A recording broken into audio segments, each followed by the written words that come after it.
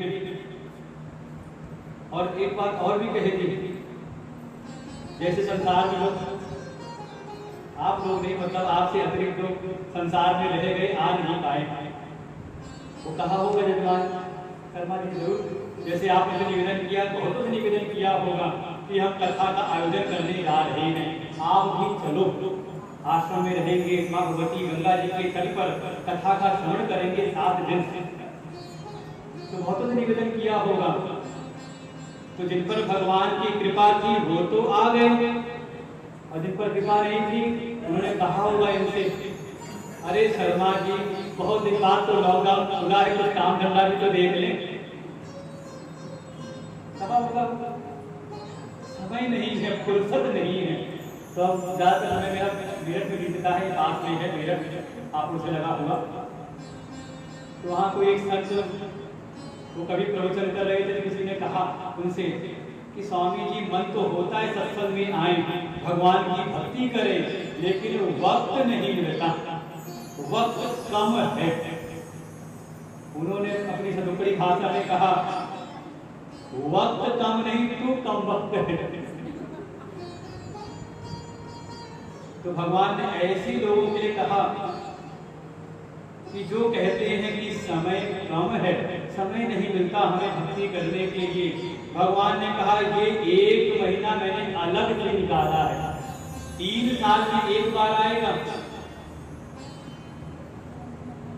और इस 1 महीने में जैसे कहा कि सूर्य की संक्रांति नहीं होती, किसी देवता ने इसको स्वीकार नहीं किया, तो इस 1 महीने में कोई भी मांगलिक कार्य नहीं होते। मांगलिक कार्य अर्थात सांसारिक रूप से जो मांगलिक कार्य हैं, अर्थात आपको नया कोई कार्य शुरू करना हो, जमीन लेनी हो, मकान बनाना शुरू करना हो, गृह प्रवेश करना हो, शादी विवाह करना हो, कोई नया अनुष्ठान आपको कोई संसारिक करना हो, तो वो इसके लिए अनुपयोगी है ये महीना, इसमें नहीं कर सकते आप। जैसे पितृपक्ष पड़ा था भी, तो पितृपक्ष में केवल पितृ कार्य के लिए वो 15 दिन है, ऐसे ही ये कार्य सांसारिक रूप से जो मांगलिक हैं उसमें नहीं, केवल जो हमारा अपना मंगल करने वाला, हमारे आत्मशुद्धि के लिए जो भी साधन है, केवल उसके लिए है। अर्थात जितना ज्यादा आप हो सके दान पुण्य करें, जप करें, भगवान नाम का सुमिरन करें, तीर्थ यात्रा करें, रोज गंगा जी में स्नान करें, पूजन उपासना यज्ञ हवन करें, और सबसे उत्तम तो ये है कि भागवत कथा का श्रवण करें, भगवान की कथा का श्रवण करें। भगवान को सबसे प्रिय ये ज्ञान यज्ञ ही है, इसलिए ये अधिक मास है, इसमें जो कोई भी ऐसी संसाधन करता है उसको फिर इसके अनंत गुना फल प्राप्त होते हैं, और वो भगवान का परम प्रिय होकर के वो सारे पुरुषों में पुरुषोत्तम हो जाता है। तो भगवान की ऐसी कृपा, स्वामी जी की ऐसी कृपा, इतना बढ़िया, इतनी बढ़िया व्यवस्था में, सारी सुविधाओं के बीच में। अब आश्रम वो आश्रम नहीं कि पहले कभी होता था, मन में होता था वहाँ खाने को क्या मिलेगा, रहने को व्यवस्था मिलेगी नहीं मिलेगी, सारी व्यवस्था है। इसलिए निश्चित होकर के पूरा समय अपने साधन में लगाएं और कथा में पूरी तल्लीनता एकाग्रता के साथ में प्रवेश करें। मुख्य रूप से मन में ये भाव रहे, मेरे मन में भाव आया कुछ दिन पूर्व कि जो भी हमारे वेद, वेदांत, शास्त्र हैं, भागवत, राम कथा, अन्य जो पुराण शास्त्र हैं, वो मनुष्य के परम कल्याणकारी हैं। जिन्होंने भी इसका श्रवण किया, इसका गुरुजनों के चरणों में बैठ के इसका श्रवण किया, उसका परम उद्धार हो गया। जैसे गीता जी में अर्जुन का उद्धार हुआ, श्रीमद् भागवत जी में परीक्षित जी का परम कल्याण हुआ। ये मानव मात्र के कल्याण के ये शास्त्र हैं। ऐसा हमने ऋषि परंपरा से, ऋषियों के मुख से हमने श्रवण किया, लेकिन हम स्वयं इन शास्त्रों का कई बार सालों हम इसका श्रवण करते हैं, कथा सुनते हैं, लेकिन हमारा कल्याण नहीं होता। था? कहीं मन में नहीं आया कि जिस भागवत कथा को सुन करके, और माँ भगवती गंगा जी के तट पर ही बस स्थान था शुक्रताल, राजा परीक्षित को एक बार कथा का श्रवण किया और उनकी मुक्ति हो गई, उनको भगवत प्राप्ति हो गई। हमें कब होगी? मन में आया नहीं विचार कि पहली बार कथा सुन रहे हो? कोई ऐसा जो पहली बार सुन रहा हो? कई बार अपने नगर में सुना होगा, कई तीर्थों में श्रवण किया होगा, और टीवी खोले तो कैसी कलयुग की महिमा है, टीवी पे ना आए तो इंटरनेट ऑन करो, फोन पे, मोबाइल पे, दिन भर सुनते रहो कथाएं, पूरे लॉकडाउन चलती रही कथाएं सुनते। तो वही कथाएं, वही पुराणों की कथा का हम नित्य निरंतर श्रवण करते हैं, लेकिन जो कथाओं का प्रभाव है, परिणाम है, हमारे जीवन में कोई घटित होता, क्या कारण है? तो विचार करने पर यही लगता है कि ये जितने भी वेद, वेदांत, पुराण आदि शास्त्र हैं, ये सब के सब प्रारंभ होते हैं किसी साधक, किसी भक्त की जिज्ञासा से। कि कोई साधक है, धर्म पूर्वक अपना जीवन जीता है, जीवन में कुछ क्षमताएं आई, उसके मन में कुछ प्रश्न उत्पन्न हुए और वो चला गया कहीं तीर्थ में, किसी संत की शरण में, और गुरुजन के चरण में बैठ करके उनसे अपने मन के उन प्रश्नों को पूछता है। और उसने प्रश्न पूछा और कृपा के सागर रूप वो संत उसको फिर उपदेश करते हैं, और यही फिर वार्तालाप एक साधक और संत के बीच का जो संवाद है, एक शिष्य और गुरु के बीच का जो संवाद है, वही फिर कोई न कोई शास्त्र का रूप ले लेता है। आप उपनिषदों में जाएं, वहां भी शिष्य गुरु का संवाद मिलेगा। अथ अश्वायनो भगवन्तं परमेश्वरं समेत उवाच। एक अश्वायन ऋषि थे, चले गए प्रजापति ब्रह्मा के पास में और जा करके उनसे पूछा। कभी 6 श्रेष्ठ कुल के ऋषि पहुंच गए एक ऋषि के पास में, ऋषि के पास में, और उनसे उन्होंने अपने प्रश्न पूछे, और वहीं पे उपनिषद की कथा प्रारंभ हो गई। श्रीमद् भगवत गीता के बारे में हम सुनते हैं कि भगवान और अर्जुन का पुराना संबंध है, संबंधी भी है आपस में, और एक दोनों का भाव है मित्रता वाला भाव। भगवान कहते हैं भक्तोसी में सखा चेती, हे अर्जुन तू मेरा भक्त ही नहीं, तू मेरा सखा भी है। तो जब इतना अंतरंग भाव है, सखा भाव है, और आपस में संबंध भी है, तो अब भगवान ने अर्जुन को पहले को सुना दी गीता, पूरा जीवन साथ बीतता है, लेकिन तब तक नहीं सुनाई जब तक अर्जुन ने पूछा नहीं। यस्य यस्यास्मिष्टं ब्रूहि तन्मे पृच्छामि त्वां धर्म सम्मूढ़ चेता, कि हे प्रभु मैं आपसे पूछता हूँ, मेरा जो चित्त है वो धर्म के विषय में सम्मोहित सा हो रहा है, मैं निश्चय नहीं कर पा रहा कि मेरे लिए क्या कर्तव्य है और क्या कर्तव्य नहीं है। और ये हमारे जीवन में कदम कदम पर होता है, इसे हम कहते हैं धर्म संकट की स्थिति है, समझ नहीं आ रहा कि मेरा धर्म क्या करूं।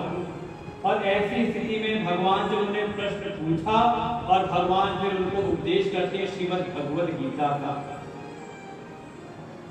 आप रामायण देख लो, पाठ करते हुए रामचरितमानस का, कथा प्रारंभ हो गई ऐसे कथा प्रारंभ नहीं होती। कभी प्रयागराज में पूछा भरद्वाज ऋषि ने, एक राम अवधेश कुमारा करते विदित संसारा, कि एक राम को मैंने सुना कि अवध के राजकुमार हैं जिनका ये सब जानते हैं, वो आखिर हैं कौन? तो यादव ऋषि उनको उपदेश करते हैं। जब तक पार्वती मैया ने पूछा नहीं भगवान शिव से, तब तक भगवान शिव उपदेश नहीं प्रारंभ करते। का बिना जिज्ञासा के कहा ज्ञान की प्राप्ति होती नहीं।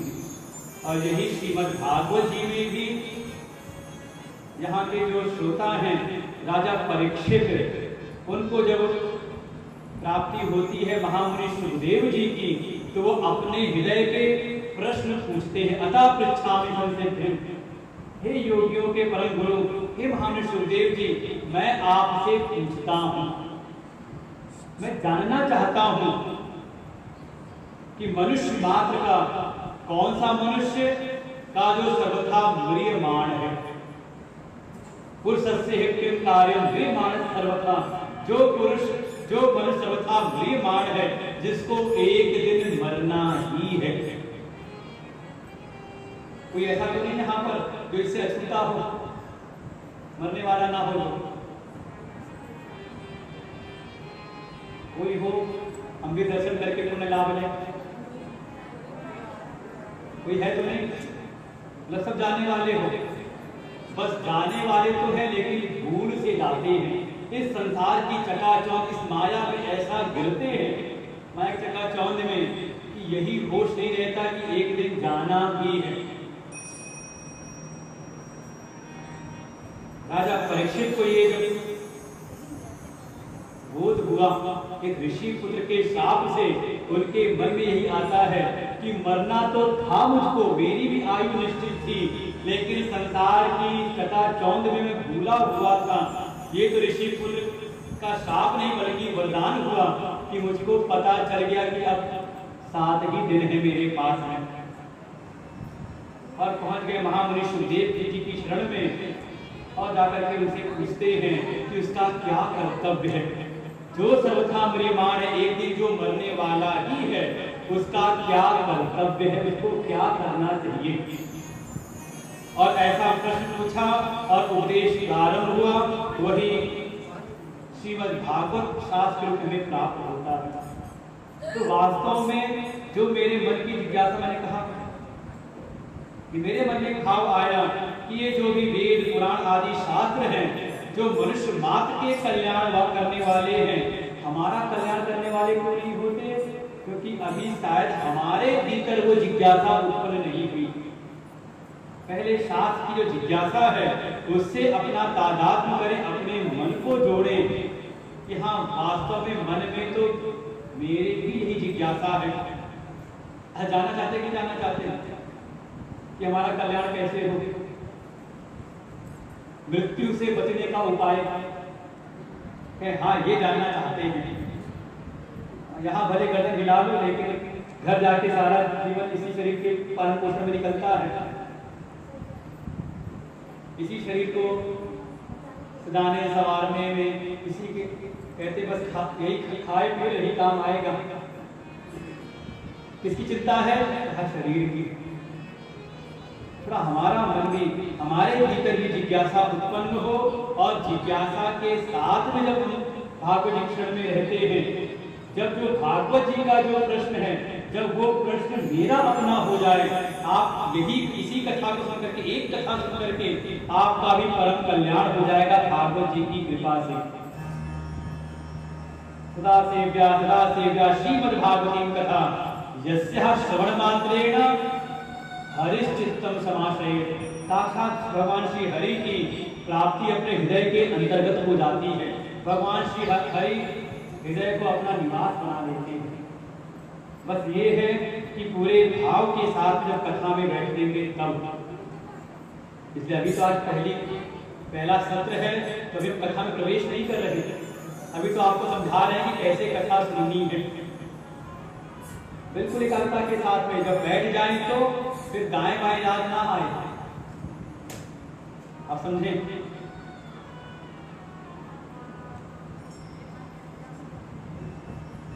जो पार्वती जी हैं वही पूर्व में सती जी थी। समझ रहे हैं ना? सुना होगा कथा शिव पुराण में, देवी भागवत में या रामायण में रहा। लेकिन पार्वती जी को ज्ञान हो गया, सती जी को, पार्वती जी को ज्ञान हुआ। और हाँ, ये पानी वानी बीच में ना करें, बाहर नहीं, कथा के बीच में ठीक नहीं।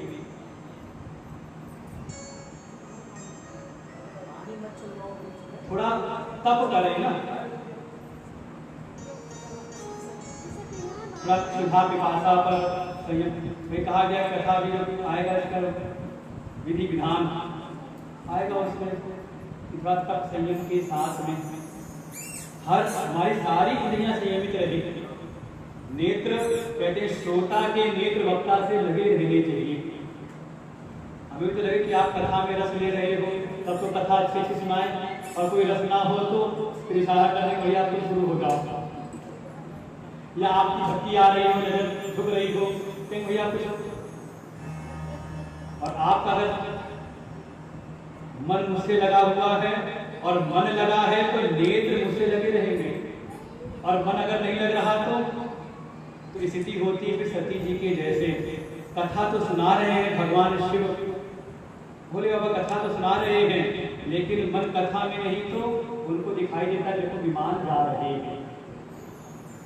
अच्छा कथा में मन होता तो विमान को देखते, महादेव भगवान शिव को तो दिखाई दिए नहीं, इसको दिखाई दिए, कहा जो बैठे सो जाते कौन जा रहा है कौन आ रहा है। इसका तात्पर्य है कि कथा में फिर मन नहीं। परिणाम क्या हुआ कि शिव लोक की प्राप्ति करने के उपरांत भी भगवान शिव के सानिध्य में रहते हुए भी उनका चित्त दुखी है। समझ आती है अपने मन की बात। फिर आप कहते हो पूजा उपासना करते हैं, भगवान भी विराजमान है घर में, लेकिन फिर भी जीवन में दुख है, दुख नहीं छूटते। कारण भगवान है तो, लेकिन हमारा मन लगा क्या उनसे। कथा में तो हम बैठे, ये कथा आपके सारे ताप संताप मिटाने वाली है।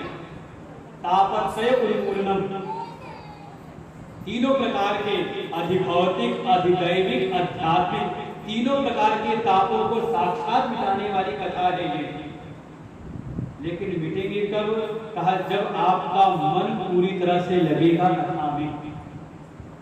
कौन बगल से निकला, कौन आया, कौन गया, जब ये होश ना रहे, केवल होश लगा हो कथा में, तो मेरा बिल्कुल मेरी तरफ से है पूरा पक्का आश्वासन, जिसको ना हो तो पकड़ लेना मेरे को, जो कहना शुरू कर देंगे। लेकिन शर्त वही है, वो कहते हैं टर्म्स एंड कंडीशन अप्लाइड, वो नियम और शर्तें लागू हैं। एक बार डूब करके तो देखें, जैसे हमने संसार में हम डूबे, संसार के विश्व में डूबे हैं। एक बार कितना अच्छा शुभ अवसर है, संतों की कृपा है, माँ भगवती कृपा है, साक्षात परम पुरुषोत्तम भगवान श्री कृष्ण की कृपा ऐसी। एक बार डूब करके तो देखें, वास्तव में आप संसार भूल जाओगे इन 7 दिनों में। और ये परम कल्याण करने वाली कथा का जो साक्षात परिणाम है हमारे हृदय में भी घटित होगा। सच्चिदानंद रूपाय विश्वोत्पत्त्यादि हेतवे तापत्रय विनाशाय श्री कृष्णाय वयं नमः। जो साक्षात सच्चिदानंद स्वरूप है, सत्य चित आनंद स्वरूप है, ऐसे परम पुरुषोत्तम भगवान श्री कृष्ण, उनको नमन वंदन करते हुए इस कथा में हम प्रवेश करते हैं, उनको प्रणाम करते हुए। उनकी कृपा कैसी का तीनों प्रकार के जो ताप हैं, तापत्रय विनाशाय, अधिभौतिक, जो इस संसार से हमें ताप मिलता है, जो हमारे सामने प्रत्यक्ष जगत है, जिसको हम देखते हैं जानते हैं, इस संसार से हमें बहुत सारे कष्ट प्राप्त होते हैं। कहा परमात्मा भगवान श्री कृष्ण की कृपा हो, कहा वो सारे ताप मिट जाते हैं। कहा अधिदैविक, कुछ ऐसे हैं जो प्रत्यक्ष नहीं बल्कि परोक्ष हैं। भाई कहते हैं देवता बड़े सता रहे हैं, नहीं सताते आपको?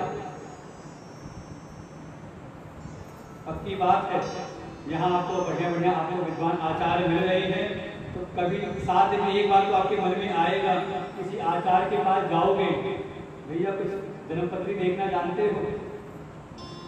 अरे कुछ ना हो तो हम लोग पता आ जाते हैं कि महाराज जी को जन्मपत्री भी देख लेते हो, क्या जानना चाह रहे हो? गुरु जरा देख के बताओ, कोई ग्रह तो प्रतिकूल नहीं हो रहा। कौन? कहा जो प्रत्यक्ष नहीं है, कहीं और है। कभी बार देवताओं की ओर से ताप मिलता है, तो वो सारे दैविक तापों का शमन हो जाता है, वो करने वाले हैं। और कई बार न बाहर से ना प्रत्यक्ष जगत से, ना परोक्ष जगत से, कई बार ताप मिलता है अपने भीतर से ही। सुखी शांत आप बैठे हो अपने आप में, अचानक भीतर से कोई बात याद आई और आप दुखी हो जाते हो, विचलित हो जाते हो, उसे कहा आध्यात्मिक ताप। वो परम पुरुषोत्तम भगवान कृष्ण अपने शरणागत भक्तों के तीनों प्रकार के तापों को मिटाने वाले हैं। ऐसे भगवान श्री कृष्ण की शरण में हम बैठ करके उन्हीं के गुणानुवाद, उन्हीं कथा का हम श्रवण करेंगे और कथा के द्वारा कुछ मुख्य बिंदुओं पर हम विचार करेंगे। जो हम 7 दिन कथा सुने उसका कम से कम एक परिणाम भीतर उत्पन्न हो कि हम भी भगवान के भक्त बन जाएंगे। कहा भक्त तो हम हैं, अभी तो आए हैं, कहा अभी तो है, अपने हिसाब से भक्त हैं। भाई एक योग्यता होती जो हम अपने आप मान लेते हैं अपने भीतर, हमसे बढ़कर के कौन है, हम भी कुछ हैं, हमने बड़ी साधना भक्ति कर रखी है। ये क्या हुआ कि अपने आप को सर्टिफिकेट दे देना। लेकिन वास्तव में योग्यता तब मानी जाती है जब हमारी योग्यता किसी और योग्य व्यक्ति के द्वारा परखी जाए। वास्तव में भगवान किसको अपना भक्त मानते हैं?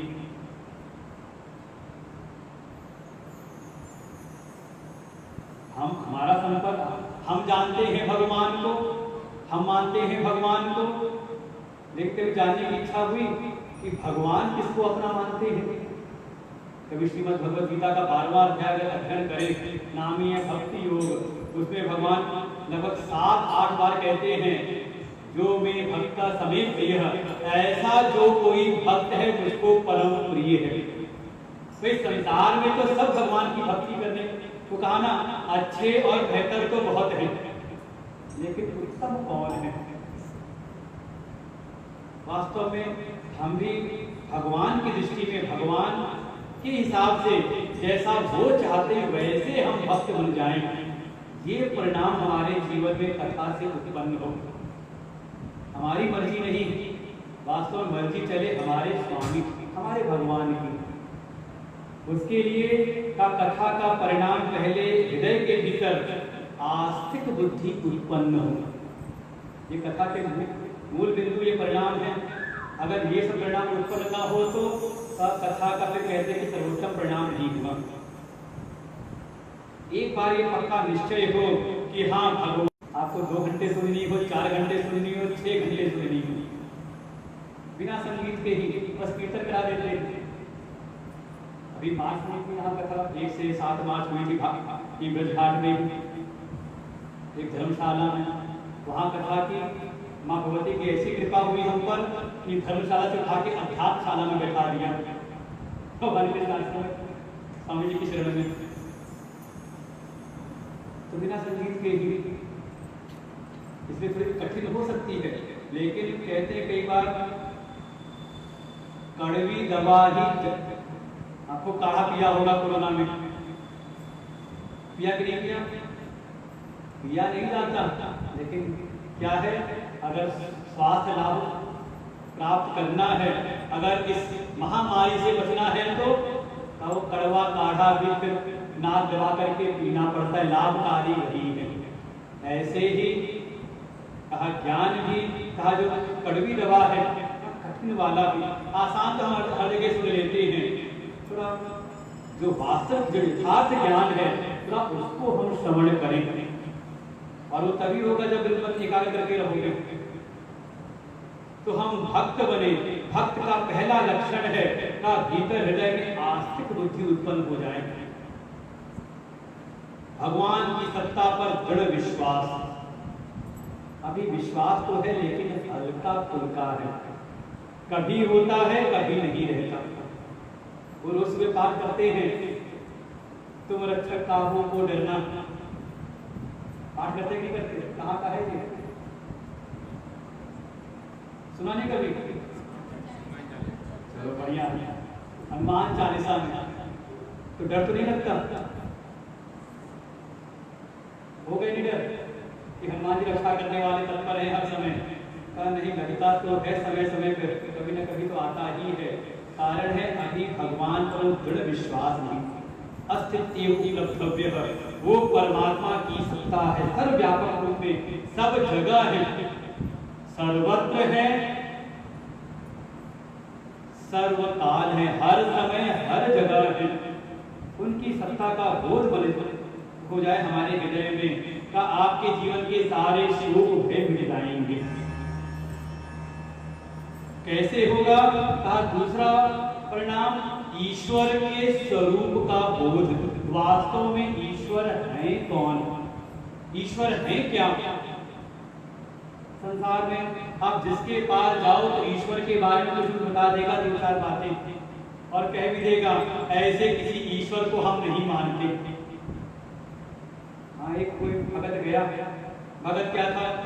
नाम का भगत। भगत होता तो ऐसी बात करता ही था। कोई प्राणी संसार का गया और संत के पास बैठ के कहने लगा, आप ये जिस ईश्वर के बारे में कहते हो, मेरा ऐसे किसी ईश्वर पर कोई विश्वास नहीं, बिल्कुल मैं पक्का नास्तिक हूं। और महात्मा जी ने बड़े प्रेम से कहा, बेटा कौन से ईश्वर की बात कर रहे हो? किस ईश्वर की बात कर रहे हो?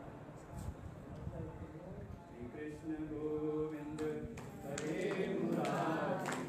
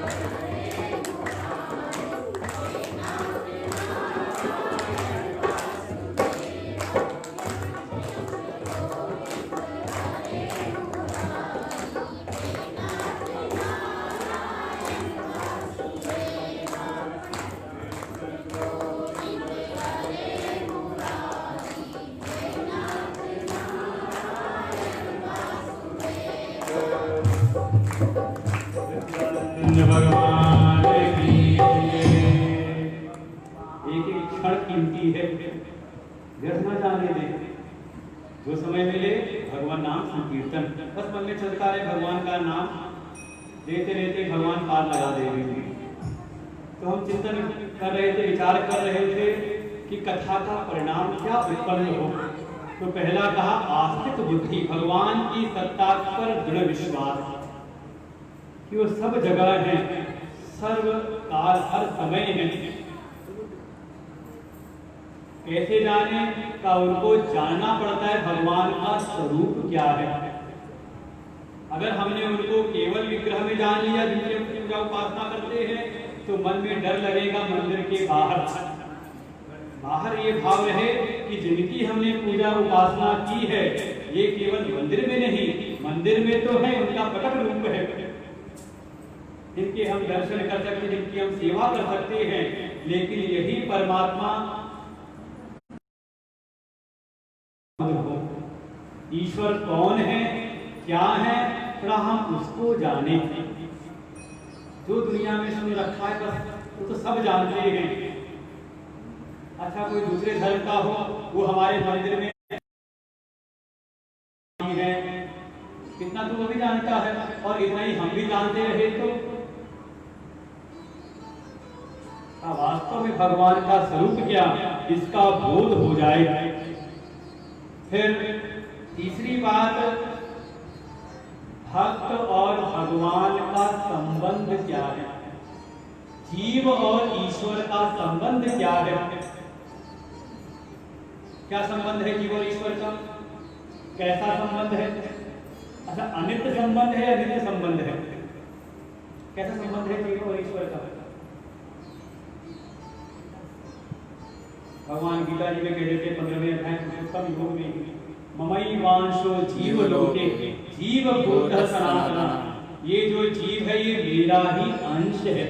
और गोस्वामी बाबा तुलसीदास जी सरल शब्दों में कहते हैं ईश्वर अंश जीव अविनाशी चेतन अमर सहज सुख राशि। ये जीव ईश्वर का अंश है। क्या है? अर्थात जीव और ईश्वर में अंश और अंशी का संबंध है। ये संबंध नित्य है, अनित्य नहीं, संयोग वियोग होने वाला नहीं, बल्कि नित्य संबंध है। इसके अतिरिक्त जितने भी संबंध आपके हैं, जो आपने संसार में मान रखे हैं, कुछ जन्म से हो गए, भाई आप इस संसार में आए, जन्म हुआ, तो कुछ संबंध हो गए जन्मजात, माता पिता भाई बंधु चाचा मामा नाना नाना, दुनिया भर के संबंध हम तोड़ लेते हैं। कैसे हैं? कहा जन्मजात, जन्म से है। कब तक रहेंगे? कब तक रहेंगे संबंध ये? जब तक शरीर रहेगा तब तक। जीव का जीव से संबंध नहीं होता, का शरीर का शरीर से संबंध है। जब तक ये जीव पंच भौतिक शरीर में है तब तक इसके सारे संबंध चलते हैं जो जन्मजात है। अच्छा कुछ संबंध ऐसे होते हैं जो हम मान लेते हैं, मान्यता प्राप्त संबंध। हम गए विद्यालय में, अच्छा लगा, हमने कहा तू मेरा मित्र है। अच्छा एक संबंध आचार्यों के समक्ष अग्नि को साक्षी रख करके एक संबंध बनाया, ये मेरी पत्नी है, ये मेरे पति है। कैसा संबंध है? ये जन्म से नहीं बल्कि मान्यता एक बनाई हमने लोगों के बीच में अग्नि को साक्षी मान करके। क्या हो गया? मान्यता का संबंध। कब तक चलता है ये? कब तक है संबंध ये? क्यों? अगर बीच में मान्यता टूट जाए तो? वैसे हमारे सनातन संस्कृति में ये परंपरा थी नहीं, ये आया दूसरों की यहाँ से, इसलिए जो उनका शब्द है उसका कोई हिंदी शब्द बताना हमें 7 दिन से पता चले। वो 3 बार कह दिया तलाक तलाक तलाक तो तलाक हो गया। कोई आपके हिंदी में संस्कृत कोई शब्द इसका समानांतर किसी को पता हो बताना हमें, हमारा भी ज्ञान वर्धन हमारे साथ संस्कृति में नहीं था। लेकिन बस ये है कि जब तक मान्यता प्राप्त है तो जब तक मान्यता रही तब तक चला यह शरीर तक जीवन पर्यंत। उसके बाद वो भी छूट गया। लेकिन एक संबंध है जो है जीव का ईश्वर के साथ में नहीं है, जो किसी मान्यता से नहीं है, बल्कि जो संबंध है शाश्वत संबंध, नित्य संबंध है। हम ईश्वर के अंश हैं, वो हमारा अंशी है। इसलिए जब तक ये अंश जीव रूप में जो है वो जब तक अपने अंशी से एक नहीं हो जाता तब तक ये संसार में कुछ भी प्राप्त कर ले इसको कहीं शांति नहीं मिलेगी। इसे तीसरा ये परिणाम कि हमें अपना संबंध का बोध हो जाए ईश्वर के साथ में। ये सब बिंदु हैं, याद रखना। साथ में भी कथा चलेगी, कथा के माध्यम से फिर कथा से एक भाव आ जाए हृदय के भीतर कि परमात्मा कहाँ है, कहाँ विराजमान है परमात्मा। हम कहते हैं हृदय में विराजमान, भीतर है। तो जब परमात्मा हृदय में है, अंतर्यामी है, ये कहते हैं परमात्मा अंतर्यामी रूप है, तो क्या हमारे मन की बात जानते नहीं होंगे वो? आप जो पाप पुण्य है बाहर आप चाहे कुछ भी छलावा कर लो किसी के साथ में, लेकिन क्या भगवान से छल हो सकता है? बाहर आप कुछ भी प्रदर्शित कर दो, लेकिन प्रभु अंतर्यामी है, वो हमारे मन की एक एक वृत्ति को जानते हैं कि किस समय हमारे भीतर पाप की वृत्ति आई, किस समय पुण्य की वृत्ति आई। इसलिए कम से कम उनसे हम छल ना करें। और दूसरी बात, जब परमात्मा अंतर्यामी वो हमारी सब जरूरत जानते हैं, हमारी कामनाओं को जानते हैं, हमारी इच्छाओं को जानने वाले हैं, तो फिर उनसे मांगना क्या?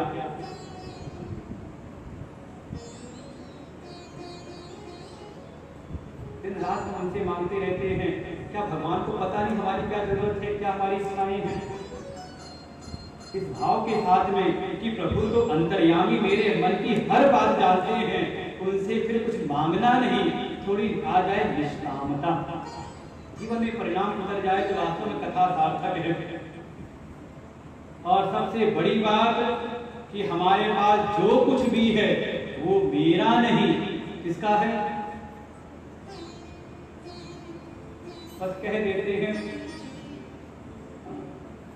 तेरा उसको अर्पण क्या लागे मेरा, लेकिन मन में जोर से पकड़े रहते हैं, भीतर से ऊपर से कह देते हैं।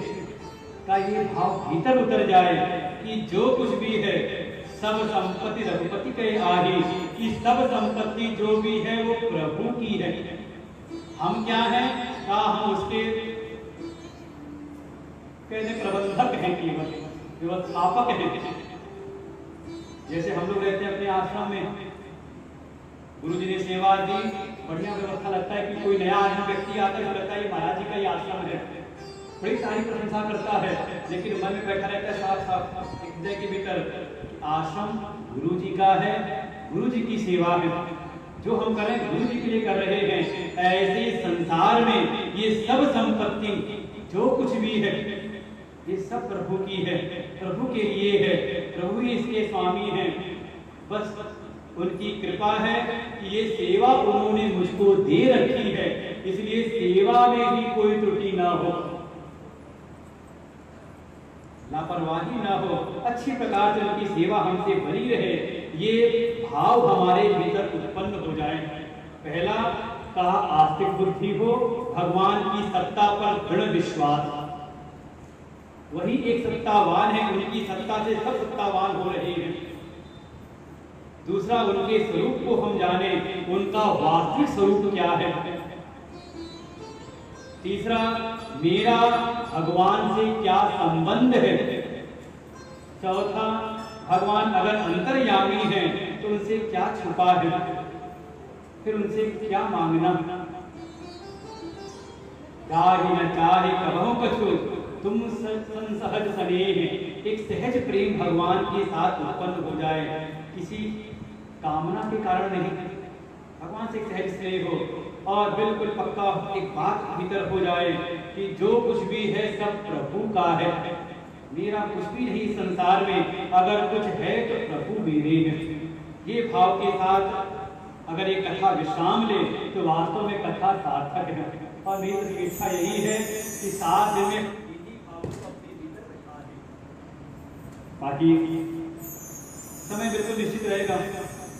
प्रातः काल का समय है 9:30 से 11:30, यही समय है। सायंकालीन कथा का 3:30 से 6:30। शुरुआत हमने आपके ऊपर छोड़ दी कि जितने बजे आप हमें माइक दे दोगे उतने बजे हम शुरू कर देंगे, लेकिन समापन हम घड़ी में 11:30 बज गए तो फिर हम आगे बढ़ेंगे नहीं, फिर जाएंगे वहीं पर। तो मर्जी आपकी, जितनी कथा आपको सुननी हो उतना ज़्यादा समय, बस समय के अंतर्गत अब ये नहीं कि सुबह 8 बजे बैठा दो, क्योंकि हम जो आ रहे नहीं अपने समय के अंतर्गत। तो पूरे एक अनुशासन के साथ में कम से कम 7 दिन आश्रम में है, तो आश्रम के अनुशासन में एक बार रह करके देखें। मनमानी नहीं, मनमानी तो जीवन में कर ही रहेगी। यहाँ के समय से जागरण हो, हम प्रातःकाल उठते, यहाँ की जो यहाँ के क्रियाकलाप हैं उसमें संलग्न हो, यहाँ के हिसाब से जो भोजन का समय अपनी मर्जी नहीं, जो समय यहाँ पे बाल भोग का नाश्ते का समय हो उस समय पहुँच जाए, जिस समय दिन का भोजन हो उस समय वहाँ पर बुलाना ना पड़े, बिल्कुल अपने आप यहाँ के अनुशासन में 7 दिन रह करके देखे, जुए इसके भीतर आपको वास्तव में वो प्राप्त होगा जो आपने कल्पना भी नहीं की होगी। आप भी फिर क्या हो जाएंगे, कहा आप भी पुरुषों में उत्तम, परम पुरुषोत्तम आप भी हो जाएंगे। भगवान का ऐश्वर्य आपको प्राप्त होगा। भगवान जिसको अपना लेते हैं अपने जैसा ही बना देते हैं। तो कैसा बनना है, जैसे है वैसे ही रहना है कि भगवान के प्रतिनिधि बनना है। तो फिर मम अनुशासन माने, जो भगवान भी कह देते हैं कि जो मेरा अनुशासन मानता है वही मुझे परम प्रिय है। इन शब्दों के साथ में ये सत्र विश्राम लेता है। शाम को हम अपनी मूल कथा में प्रवेश करेंगे भागवत में। अभी तक परिचय था, मुझे जान लो मैं आपको जान लो, तो सब क्या हुआ। ओम पूर्णमद पूर्णमिदं पूर्णात् पूर्णमुदच्यते पूर्णस्य पूर्णमादाय पूर्णमेवावशिष्यते। ओम शांति शांति शांति। हरि ओम। श्री गुरुभ्यो नमः। हरि ओम। बोली श्री गुरुदेव भगवान की जय। जय श्री राम। जिंदगी एक किराए का घर है। कुछ गुरुदेव यही बता रहे हैं, ये शरीर जो है जिंदगी एक किराए का घर है। एक न एक दिन बदलना पड़ेगा, एक न एक दिन बदलना पड़ेगा, एक दिन बदलना। जिंदगी एक किराए का घर है, एक न एक दिन बदलना पड़ेगा।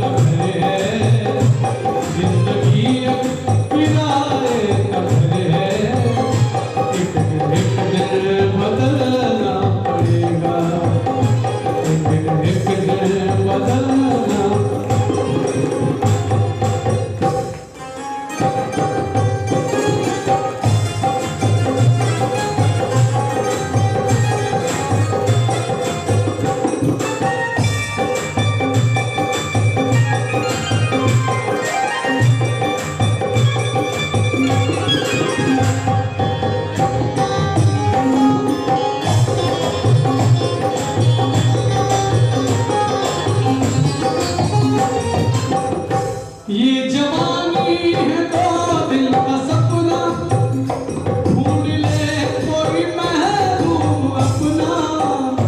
ये जवानी है तो दिल का सपना, ढूंढ ले कोई महबूब अपना, ढूंढ ले कोई महबूब अपना। ये जवानी, ये जवानी, ये जवानी अगर टल गई तो उम्र भर हाथ मलना पड़ेगा, पड़ेगा, उम्र भर हाथ मलना।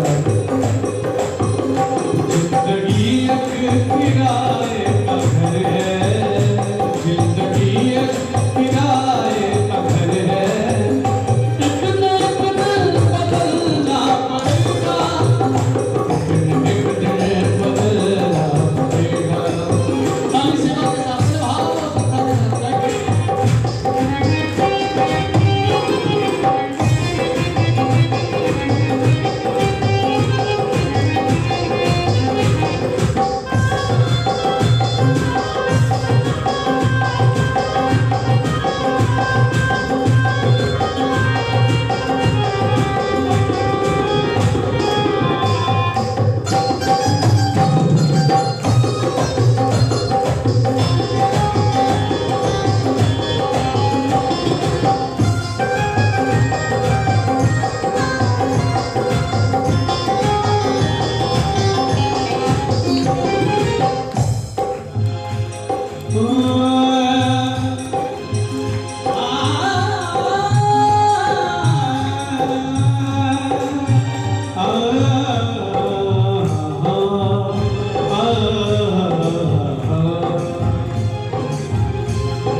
एक सूरजी घर से चले, एक सूरजी घर से चले। सूरजी का मतलब आंखों से दिखाई नहीं देता। एक सूरजी घर से चले, दिल में लिए आशा बड़ी, एक हाथ में लिए छड़ी और दूजे हाथ बंधी थी घड़ी। एक हाथ में छड़ी और दूसरे हाथ में घड़ी। किसी ने पूछ लिया, एक सूरजी में बात पूछो, एक सूरजी में बात पूछूं क्या बता दी जाएगी। आप आंखों से अंधे हो, ये घड़ी किस काम आएगी। सूरजी एक बात पूछूं क्या बता दी जाएगी, और आप आंखों से अंधे, ये घड़ी किस काम आएगी। तो सूरजी ने कहा, अरे तू इस घड़ी की बात छोड़, बात छोड़ इस घड़ी की, इस घड़ी की बात छोड़, ये तो हटा दी जाएगी, ये हटा दी।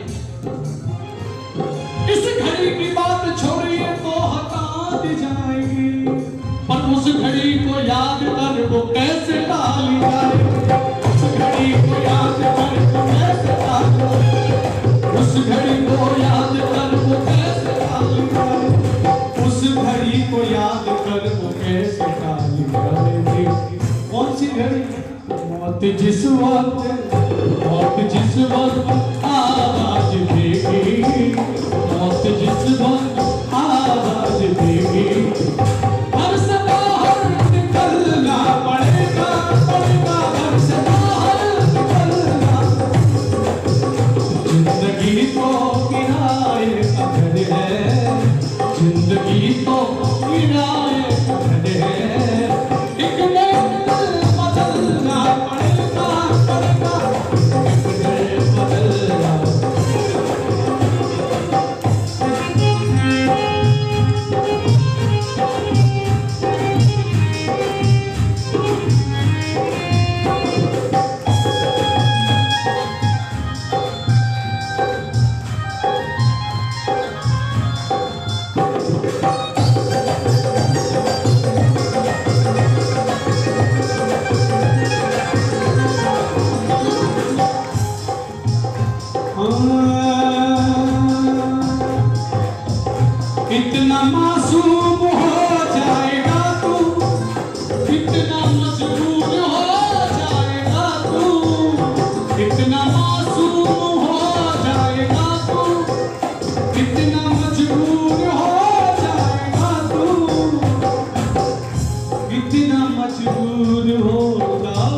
जाएगा तू, इतना मजबूर हो जाएगा तू। ये जो मखमल सा चोला है तेरा, ये जो मखमल सा चोला है तेरा, ये कफन में बदलना पड़ेगा, ये कफन में बदलना पड़ेगा। ऐसी हो जाएगी तेरी हालत, ऐसी हो जाएगी तेरी हालत, काम आएगी ना ये दौलत, काम आएगी ना ये दौलत। छोड़कर अपनी ऊंची हवेली, छोड़कर अपनी हाथ, छोड़कर अपनी ऊंची हवेली, तुमको कांटों पे चलना पड़ेगा, तुमको कांटों पे चलना। और अगर भजन समझ में आ रहा है तो एक बार दोनों हाथ उठाएंगे बिहारी जी के नाम से और ताली बजाते हुए एक ही बात कहेंगे, बिहारी तेरी यारी पे बलिहारी बलिहारी, बिहारी तेरी यारी पे बलिहारी बलिहारी, बिहारी तेरी यारी पे, हाँ बिहारी तेरी यारी पे, बिहारी तेरी यारी पे बलिहारी बलिहारी, बिहारी तेरी यारी पे बलिहारी बलिहारी, बिहारी तेरी यारी पे बलिहारी बलिहारी, बिहारी तेरी यारी पे बलिहारी बलिहारी। राधे राधे राधे राधे राधे राधे राधे राधे राधे राधे राधे राधे राधे जय राधे राधे। एकदम हाथ उठाते बोलो राधे राधे राधे राधे राधे राधे राधे राधे राधे राधे जय राधे राधे राधे राधे राधे राधे राधे राधे राधे राधे राधे राधे राधे जय जय श्री राधे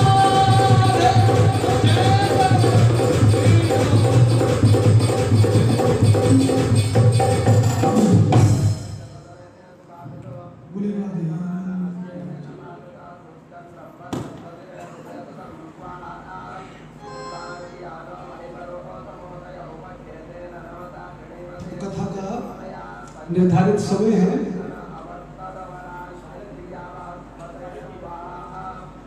हम लोग 3:15 पे ही आ जाएंगे, का भी आनंद लें और आप थोड़ा सा पहले आएंगे और 3:30 बजे पूज्य महाराज जी आ जाएंगे। तो ये पुरुषोत्तम मास का जो पावन माह है इसको व्यर्थ न गवाएं और ऐसे सुंदर अवसर का लाभ लें। एक बार प्रेम से दोनों हाथ बोलिए जय जय श्री राधे। और यथावत पूज्य महाराज जी प्रस्थान करेंगे, उसके बाद आप